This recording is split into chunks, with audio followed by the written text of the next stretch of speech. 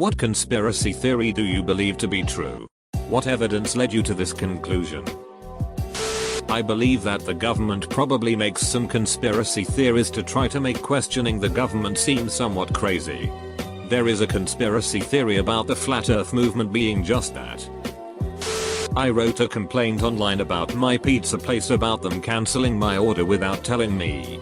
And the next order I got from them was ducked up. The pizza was way undercooked. And not cut.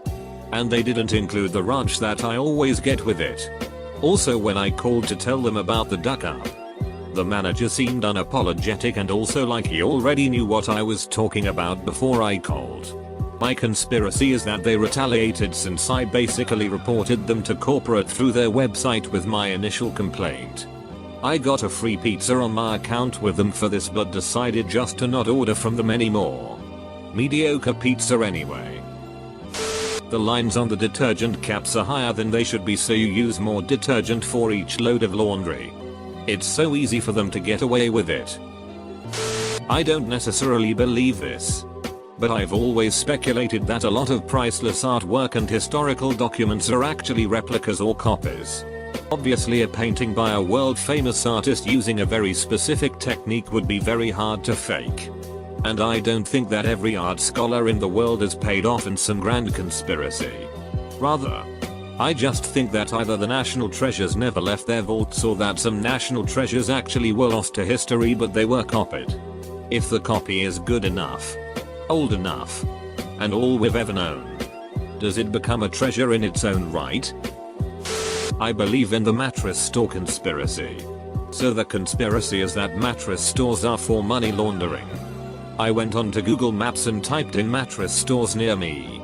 There were 4 mattress stores in the same shopping center. There was a road that had 5 mattress stores less than a mile apart. So I definitely believe in it. Can confirm. There are 2 mattress firms at opposite ends of a small street. Also, do you ever see anyone at a mattress store? No, the parking lot is always empty. Edit. Oh my lord, I just joined this Reddit yesterday and this smashed my last highest post. Thank you all so much.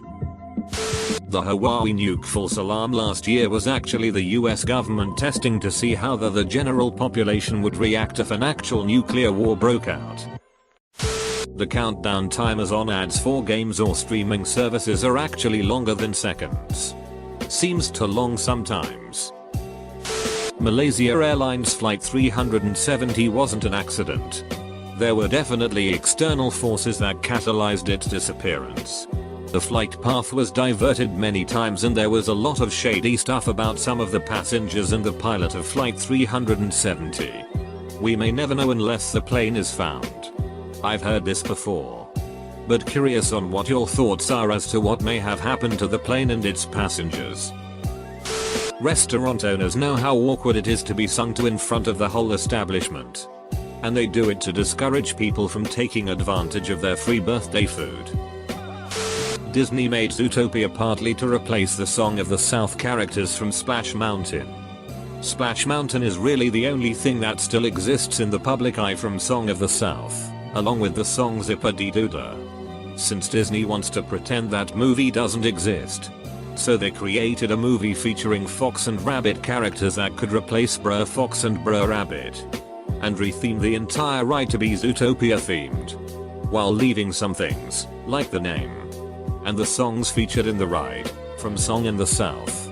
There's also that Disney loves retheming things to their IP now, getting rid of Maelstrom and bringing in a Frozen themed ride. So it would make sense for them to retheme a ride to a successful recent movie than keep a ride based off an old, mildly racist movie they are trying to forget. I could believe this, but Splash Mountain is so ridiculously popular that fans would riot if they tried retheming it. I do like the part about the new Fox and Bunny though. The Bandersnatch Black Mirror Netflix special collected watchers data to better greenlight productions that were more in line with users' taste. Now that you pointed out, isn't every movie on Netflix providing user preference data? That Apple started the AirPods meme. And right before Christmas they would give out $150 gift cards. Edit. Wow.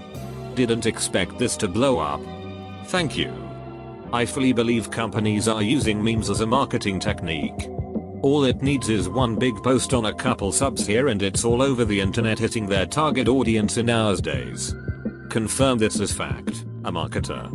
Imgur and similar have built a business mode out of it, as has Duck Jerry and IG pages like Dakan.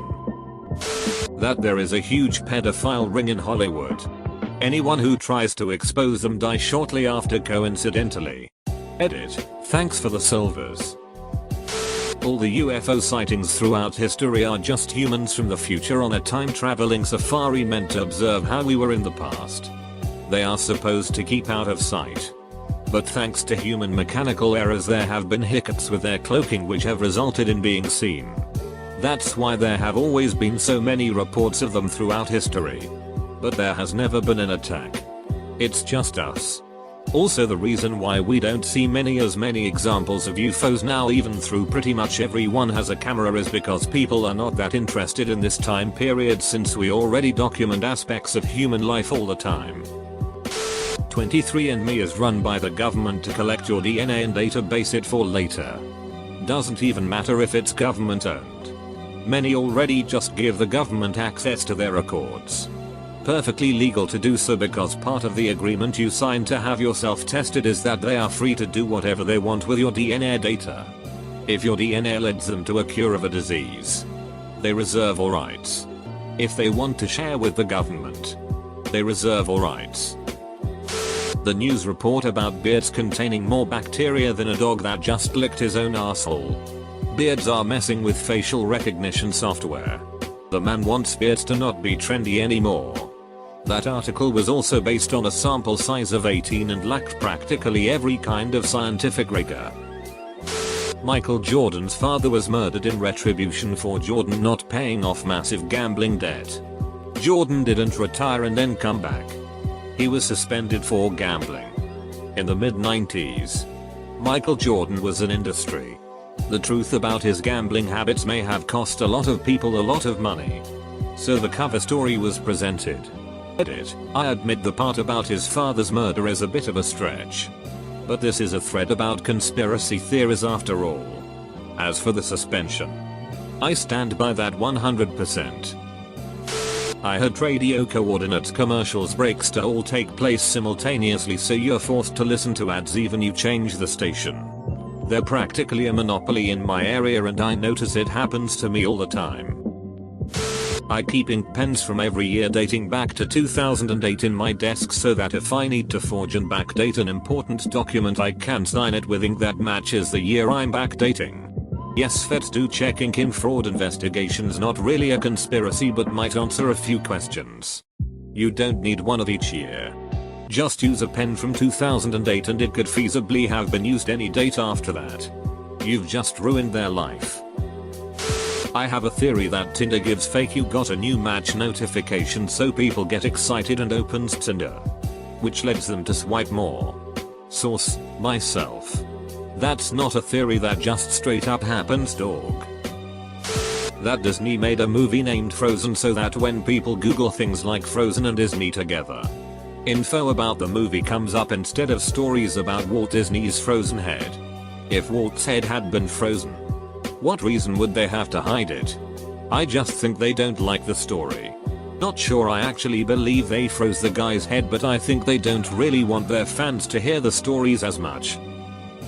Area 51 is not a place for secret government military testing with aliens and stuff. Instead, Area 51 is a scapegoat while shady behind the scenes stuff is going on at another military base that the general public doesn't know about. I mean, if you were really going to do something in secrecy, would you do it in the place where everyone thinks it is? Hell no. I don't have any specific evidence to back this up, but it makes sense, right? Yeah. All the real weird it goes on at Area 52. All my devices listen in on me. The other day I was arguing with my dad about some chicken I thought had gone off. It was frozen for about a month, so we weren't too sure, but my dad was insistent that it was still edible. Dad decided to ask Google. And lo and behold, the related searches even from the first letter were, is chicken edible after being frozen for a month, and how long can you freeze chicken before it goes off? Also, My mum and I use this tactic where if we need to ring up a company about something and it puts us in a queue, we swear at it. It then puts you on a priority list and you don't have to wait as long. Kinda sketchy on the company's behalf. Modern drug prohibition is a for-profit endeavor perpetrated by governments for the benefit of pharmaceutical corporations, prison industrials, and warlords. It was first used to imprison political opponents. But the lobbying to keep it illegal for so long after the 80s and 90s absolutely was done by not just pharmaceutical companies, but alcohol industry as well. I used to tell people that I believed the government listened to our phone calls.